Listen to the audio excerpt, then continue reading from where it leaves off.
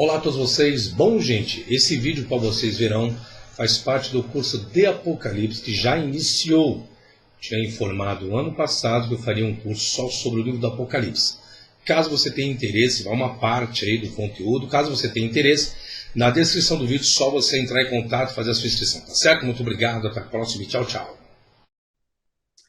É que em nenhum momento, isso que eu falo que a linguagem é completa do Apocalipse, quando fala assim, ó, darei as minhas duas testemunhas, darei. O que dá a entender quando se fala, e darei as minhas duas testemunhas? O que dá a entender? Vamos lá, pare para pensar. O verbo está no futuro. Hã? O verbo está no futuro. Não, então, darei as minhas duas testemunhas, darei algo. Se vai dar é porque elas... Não tem. Sim, Elas não... mas porque elas já existiam. Sim, sim. Ok? Darei algo que elas não têm. Correto. Mas elas já existiam. Não é que elas vão existir. Não é isso que o versículo vai colocar. Vamos ver o versículo novamente. Darei as minhas duas testemunhas que profetizem por 1260 dias vestidas de pano de saco. Então o escritor coloca que essas testemunhas já estavam lá. Elas já estavam lá presentes no grupo. Porém, até então, elas não tinham a força para profetizar. É isso que o versículo está dizendo. Darei as minhas duas testemunhas que profetizem por 1260 dias, ou seja, 3 anos e meio. Então, não são testemunhas, as pessoas colocam o quê? Que essas duas testemunhas são Elias e Moisés. Espera aí, mas elas já estavam lá. Elias e Moisés estavam lá? Estão entendendo agora? Você viu o texto como é claro, o versículo? Aí as pessoas querem explicar e vir, irmão, tem que aparecer interesse para aí, gente. Mas não está dizendo que as duas testemunhas têm que aparecer. Elas já existem, porém o que elas recebem é profetizado durante um período de tempo. Vou continuar a leitura aqui. A presença do artigo definido, que está no grego, kaidos, vem, tois, é um artigo, tois descem martíssimo. Então, existe um artigo. Olha a classificação do grego que vai entrar aqui agora. A presença do artigo definido aparentemente indica que os leitores do livro já estavam familiarizados com as duas testemunhas. Então, a própria questão do grego já coloca que já existiam, já estavam ali presentes, tá? Visto que os textos paralelos regularmente citam, aí algumas pessoas colocam, aí foge-se da realidade. Enoque e Elias como os dois profetas escatológicos que retornarão no final dos tempos.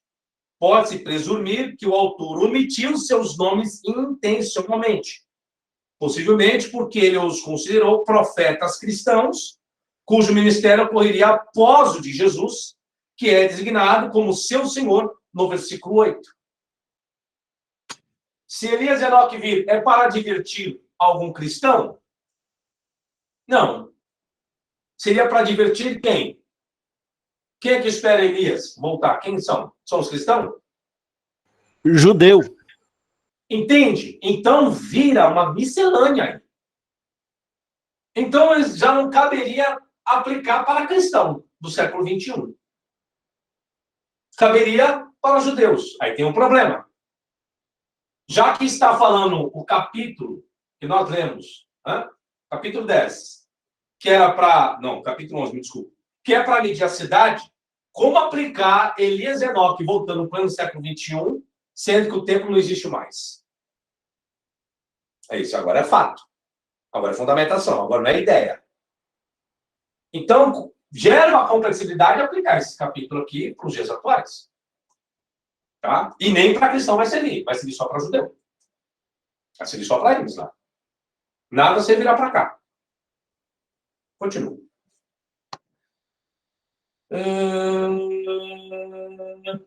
O vocábulo martíssem, que é testemunha no grego, nesse contexto, tem a conotação de profeta.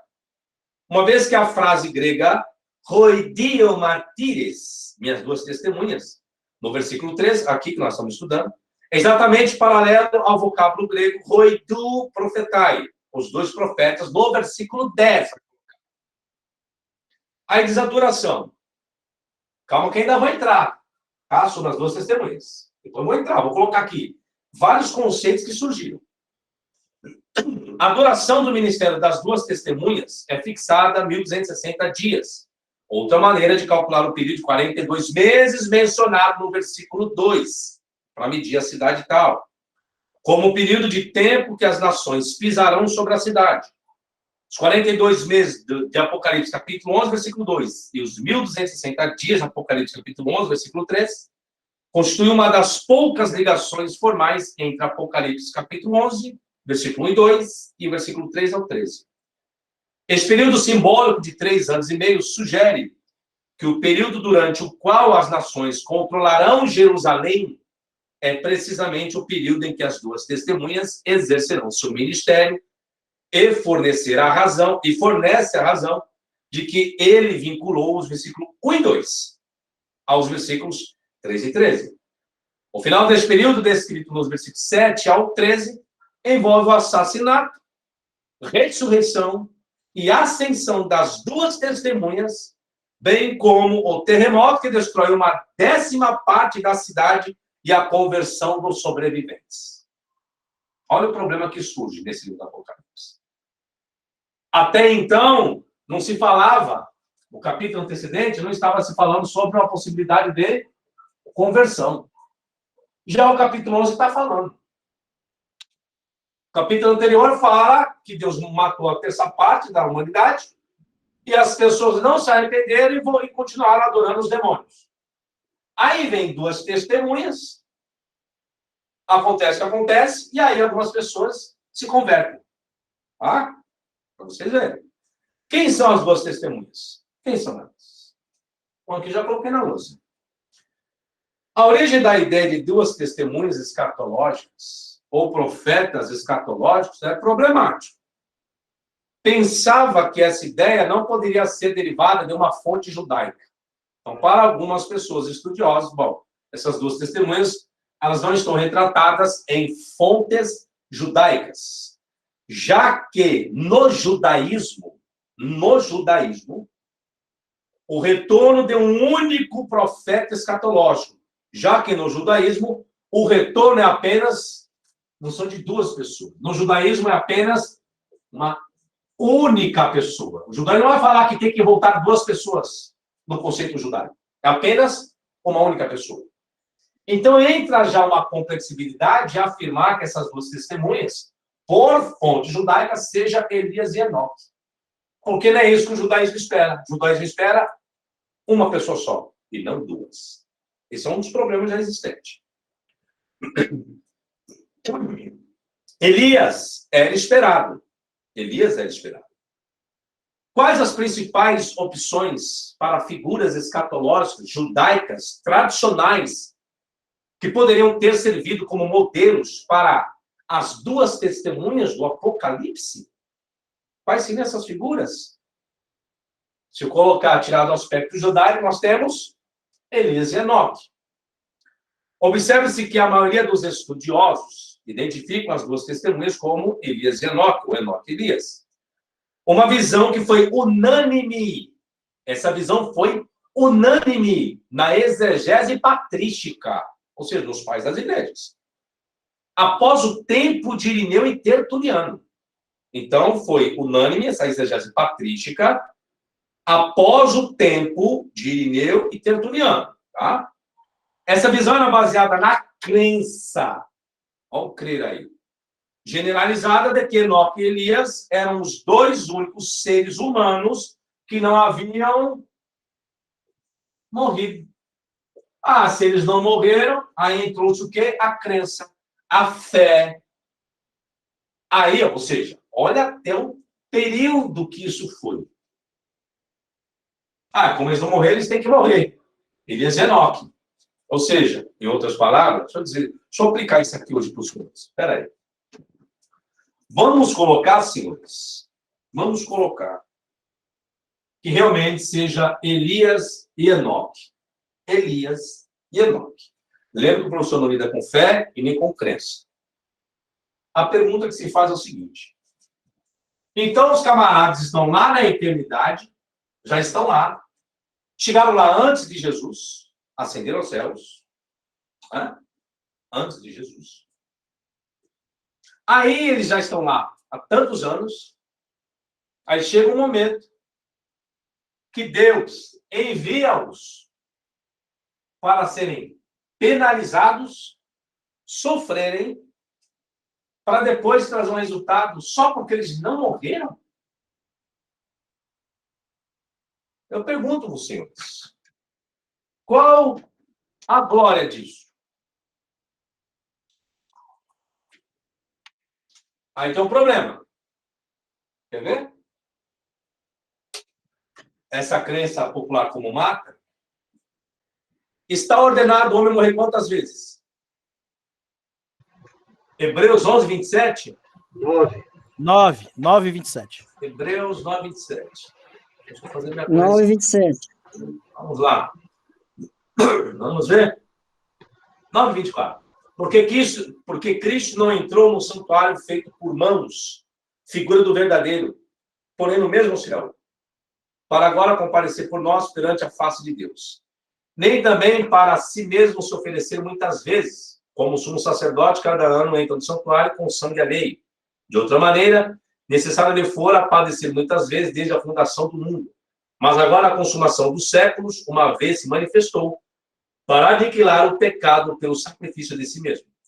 E como aos homens está ordenado morrer uma vez, vindo depois disso o juízo. Assim também Cristo, oferecendo-se uma vez para tirar os pecados de muitos, aparecerá a segunda vez, sem pecado, aos que o esperam para a salvação. Então, o escritor de Hebreus está dizendo que o homem está ordenado a morrer uma única vez, e após essa morte, vindo depois disso o juízo. Ok. Aí vem a pergunta agora. E Lázaro? Qual o juízo que ele teve? Lázaro morreu quantas vezes? Hã? Senhores, estão na sala de aula? 2. Lázaro morreu 2 vezes. Morreu. Jesus o ressuscitou. O filho da viúva morreu. Ele foi e ressuscitou. Aí eu pergunto, quem está certo? O escritor de Hebreus? Isso é porque diz que não tem contradição, né? E como fica agora? Qual o juízo que eles tiveram? Está ordenado morrer uma única vez. Não falou de 2. Se eu for pegar esse registro de Hebreus, que acabamos de ler, Hebreus, capítulo 9, versículo de número 27. E como aos homens está ordenado morrer uma vez, vindo depois disso o juízo. O que ele está dizendo aí, então? O que o escritor me faz entender? Se eu seguir ao pé da letra e dizer que isso aqui é a verdade absoluta. Que as ressurreições que existiram foram o quê, senhores?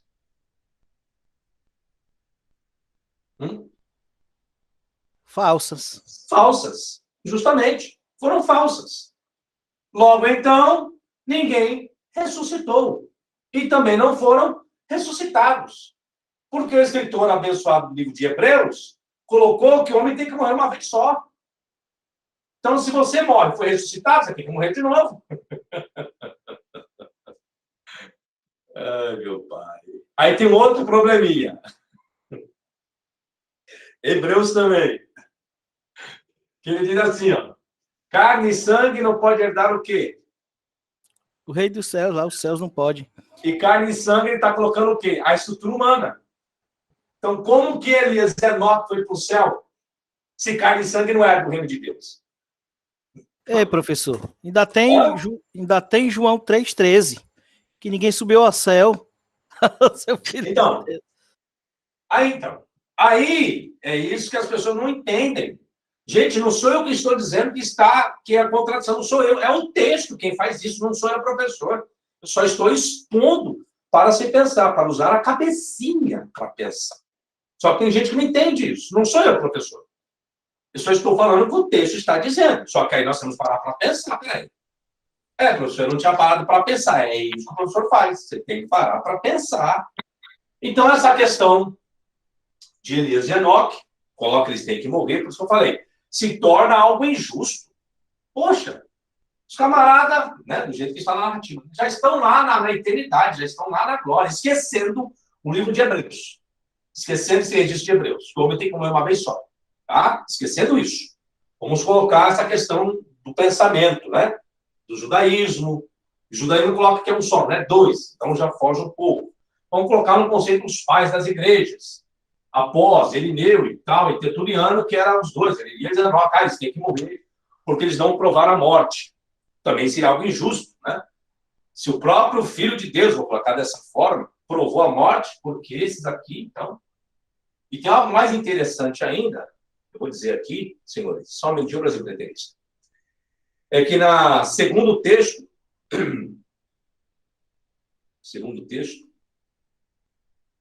não, é depois do versículo 4, que coloca que eles morrem, eles ressuscitam igual Jesus. Ninguém foi lá para ressuscitá-los, não. A narrativa vai colocar isso. Jesus auto-ressuscitou. Ninguém foi lá e orou para Jesus ressuscitar. Olha a problemática. Então, a prerrogativa de auto-ressuscitar sem intermediação de pessoas humanas, porque para que houvesse a ressurreição dentro da Bíblia, sempre precisou de alguém intermediar. Eliseu ressuscitou, então pessoas falaram, ressuscitou também. Não diz que as pessoas auto se ressuscitaram. Mas aqui no texto coloca que esses dois personagens, eles terão esse poder também. Então, logo, a prerrogativa não cabe apenas a Jesus. Outro problema é que surge. Pois não, Brasil Preterista?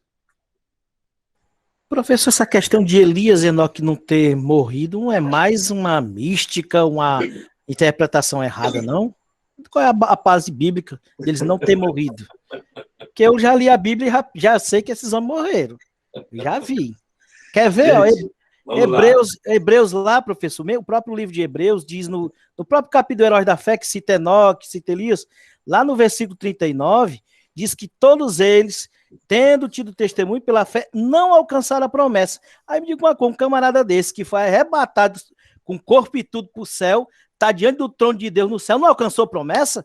Que história é essa, rapaz? É assim, ó. É que eu falei que a aula de Apocalipse, né, de teologia, mas vamos lá? Um pouquinho, não tem problema não. Eu explico. O que acontece, gente? Se eu colocar que esses dois personagens não morreram, eu vou ter, por tese, tá? Isso é por tese. Eu vou colocar que eles não tinham isso aqui, ó. Pecado. Pecado. Qual é a consequência do pecado? A morte. Logo, se eles não morreram, logo eles não tinham pecado. E aí eles têm que passar a receita de como eles viveram sem ter pecado. Sem ter pecado. E olha que, se pegar a história, vai falar de Elias aí e tantos outros. Primeira questão. Tá? Se o próprio Jesus morreu para quê? Segundo a teologia, Jesus morreu para quê? Aqui, ó. Olha aqui, ó. Aí tem problema, né? Peraí, então Jesus deveria morrer para pagar pecado. Por que, pessoal? Porque tem gente que foi para o céu sem morrer. Exatamente, professor. Tá? É isso que eu estou colocando. Então, o que acontece? Gera-se contradição doutrinária. Tá? Aí o que tem que colocar? Aí é onde que entra a fantasia. O texto não diz quem são as duas testemunhas. Aí as pessoas querem colocar fio à goela, que tem que ser Elias e Enoque, porque eles têm que morrer porque não morreram. Aí onde que eu voltei? Poxa, o camarada está lá na eternidade gozando há trocentos milhões de anos. Aí Deus, agora vocês têm que descer lá para profetizar e morrer. Só tem um problema. Para isso, agora onde que eu vou entrar?